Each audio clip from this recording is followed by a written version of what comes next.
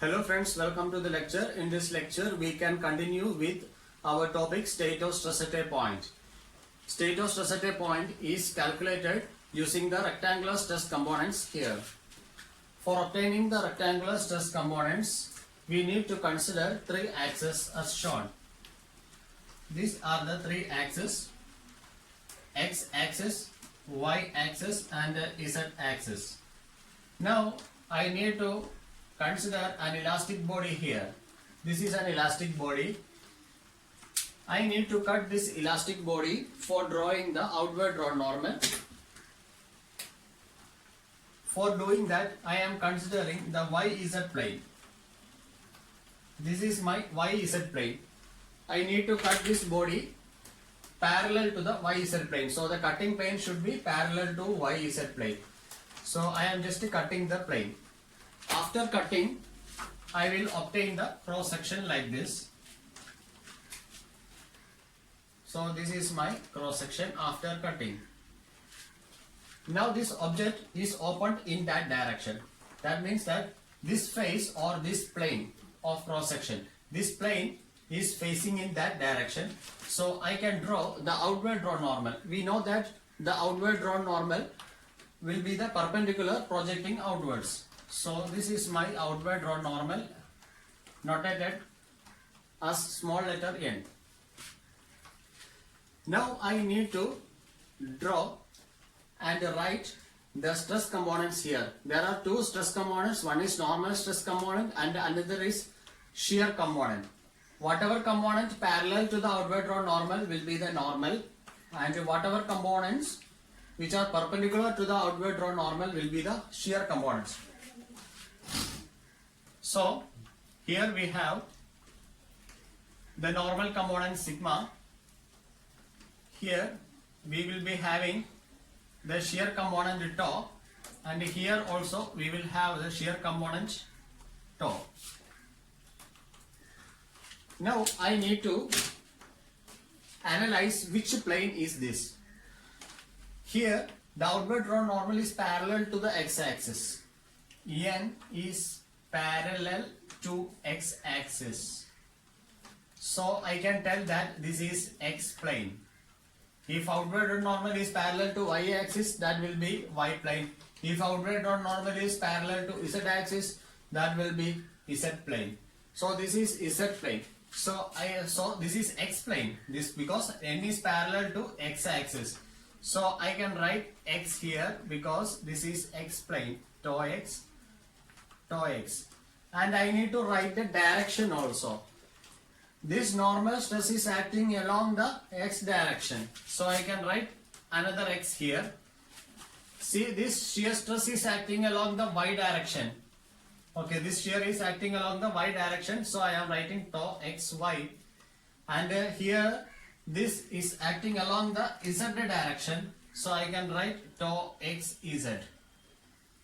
This is how I can obtain the three stress components here. Similarly, I can obtain the stress components here, considering the xz plane.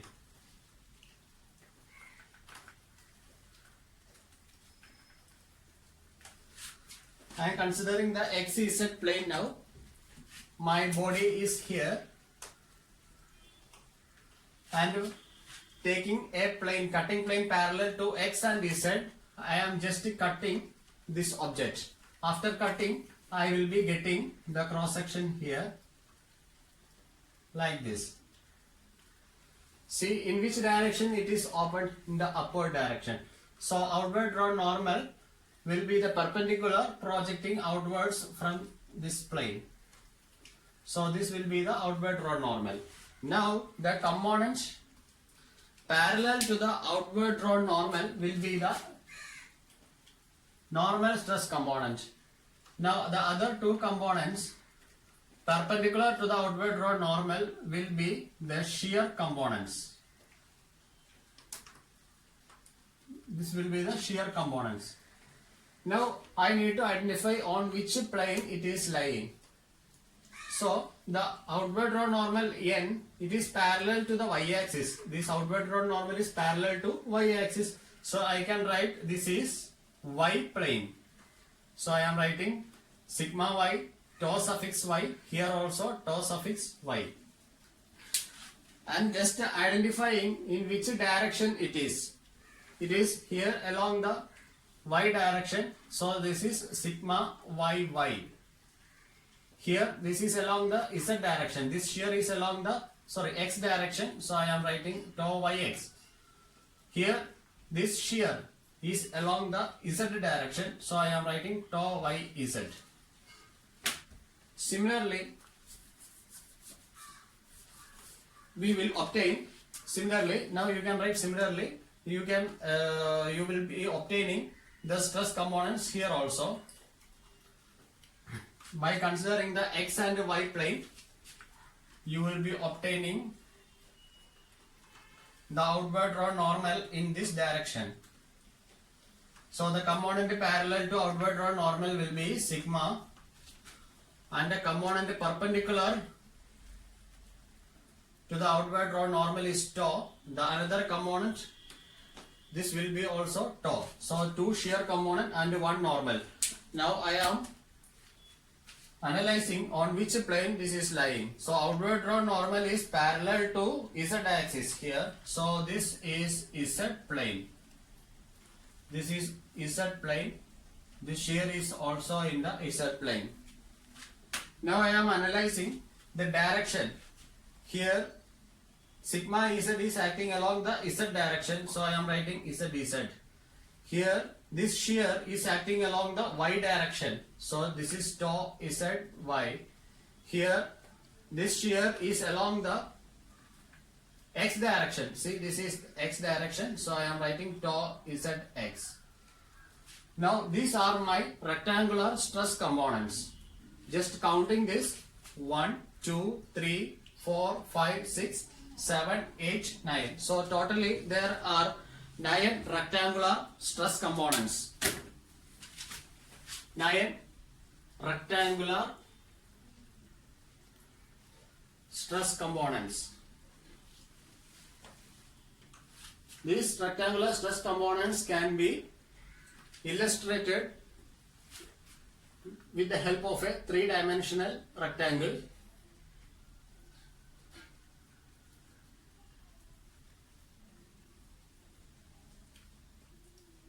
Here we have a rectangle like this. On this face, and on the front face, on the top face, on the front face, and on the right face, I can express these components. And here my component will be sigma xx here tau xy, here tau xz, tau xz. And now on the upper face I can write sigma yy, tau yx, and here it is tau yz, tau yz. And on the front face I can show the sigma z here, sigma zz, tau zy, and this is tau zx. So these 9 stress components can be represented in a rectangle. So they are called rectangular stress components or Cartesian stress components. Here it is demonstrated with the help of Cartesian coordinates x, y and z. So these are also called as Cartesian stress components. Cartesian stress components or rectangular stress components.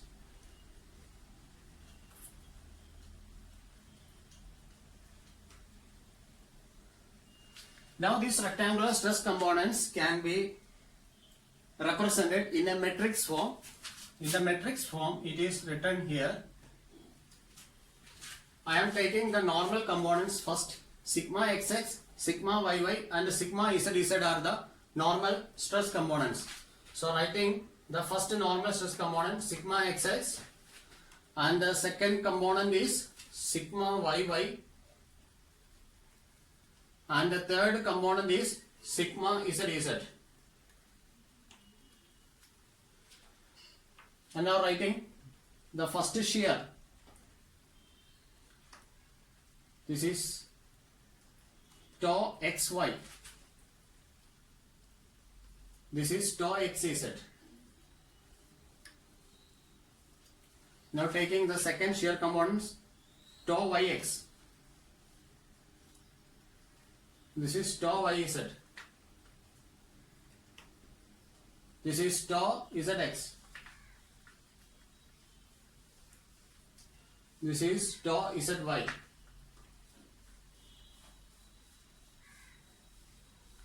Now I expressed the 9 rectangular components as a 3 by 3 matrix. Now to find out the state of stress at a point, we need to take the determinant of this 3 by 3 matrix. Therefore, I can write here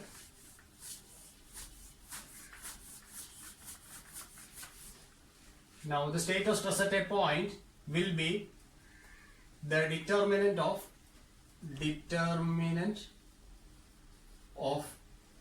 3 by 3 matrix. So stress tensor Tij is equal to determinant of sigma xx, sigma yy, sigma zz, tau xy, tau xz, tau yx, tau yz, tau zx, tau zy. Taking the determinant, we will get the magnitude of resultant. We will get the magnitude of state of stress at a point. We will get the magnitude of state of stress at a point.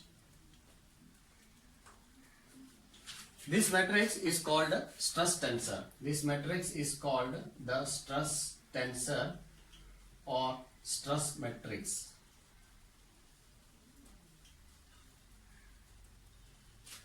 Characteristics. Going to the characteristics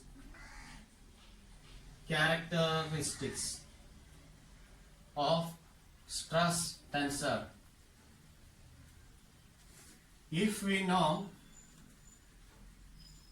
the state of stress at a point P with respect to 3 mutually perpendicular planes, then it is possible to find out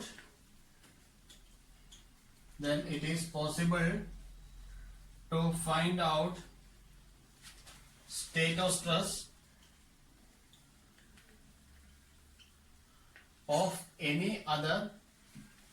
of any state of stress with respect to any other perpendicular planes passing through same point.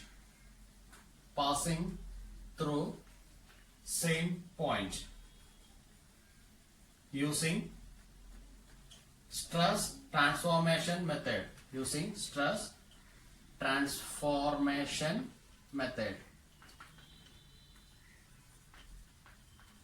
We can simplify this. I am just dropping this. This is the conclusion.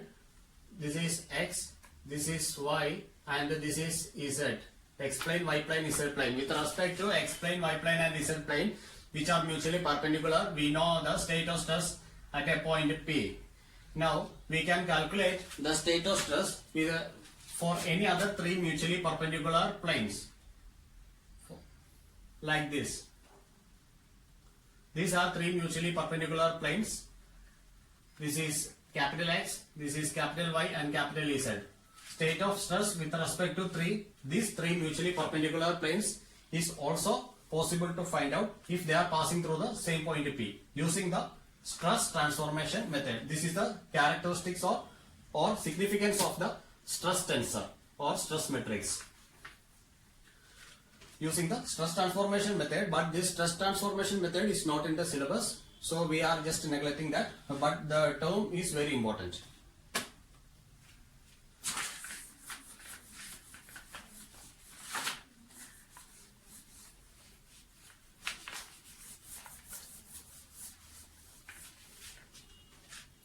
Now our topic is equality of cross shear.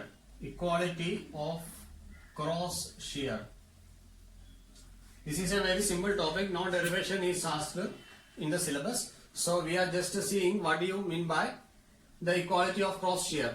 Here I am counting my total shear components. Here my shear components are tau xy, tau xz, tau yx, tau yz, tau zx and tau zy.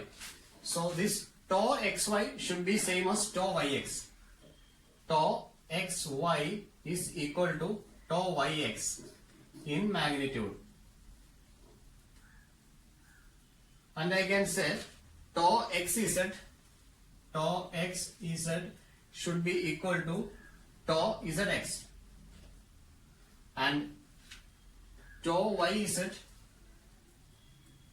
is equal to tau zy, and this is known as equality of cross shear. So these three shear stresses will be equal to these three shear stresses in magnitude. That is the equality of